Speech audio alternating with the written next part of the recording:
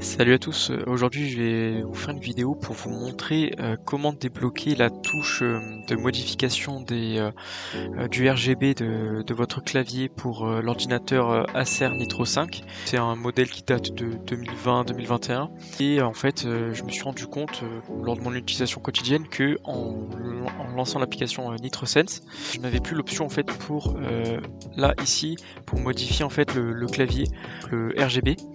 Et donc en fait c'était vachement embêtant parce que ça rajoute quand même un côté esthétique qui est sympa. Et moi ce que j'avais fait directement en fait c'est que j'avais demandé à ChatGPT en fait de me donner les étapes pour débloquer cette fonctionnalité là.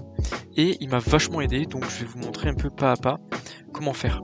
On va aller dans le registre, donc j'ai fait Windows plus R. Il faut marquer donc regedit, comme ça.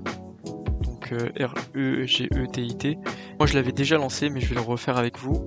Donc il faut aller en premier lieu dans le HKey local machine.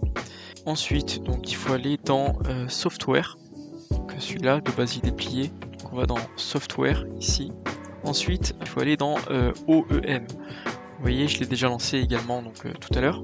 Ensuite donc là vous parcourez donc les applications, les dossiers qu'il y a, et là vous trouvez NitroSense, donc c'est l'application pour contrôler tout ça. Et ensuite on va dans Light Settings, ça ouvre le dossier ici. Et en fait nous ce qui va être important par défaut, si vraiment ça marche pas pour vous, vous l'avez pas, c'est sur 1 ici.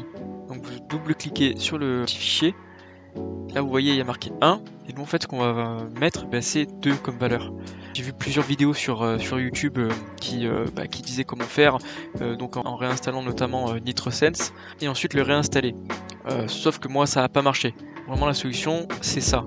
On rentre 2 et on fait OK. Vous pouvez redémarrer le PC. Donc moi c'est ce que je vais faire, et on se retrouve juste après pour que je vous montre comment, si ça a marché ou non. Me voilà de retour après avoir redémarré le PC. Là je vais lancer avec vous NitroSense, donc j'ai aussi la surprise pour voir si ça marche ou non. Je l'ai déjà fait une fois avant mais je vais regarder si ça marche. Et là hop, comme par magie, c'est revenu. Donc là on peut changer correctement nos couleurs. Par exemple ici moi je vais mettre du bleu, ici du violet, ici du orange, jaune, orange, et ensuite ici je vais laisser en rouge je pense, et je vais voir si ça marche. Ouais, là ça marche en temps réel devant moi. Franchement je suis content parce que c'était quelque chose que je n'avais pas pendant quelques mois, et je l'ai à peine trouvé là maintenant cette solution. J'ai vu pas mal de gens sur des forums qui avaient ce problème et qui n'ont jamais su le régler. Pourtant c'est vraiment tout simple comme vous avez pu le voir. J'espère que ça vous aura aidé.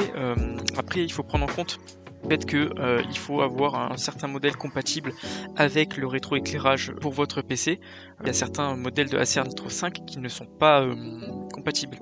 Regardez en prenant votre SNID, donc c'est le numéro de série du PC, et vous allez sur le site internet de Acer, et là vous pouvez avoir donc votre SNID, enfin vous pouvez renseigner votre numéro de série, mais d'ailleurs je vais vous montrer ça là maintenant.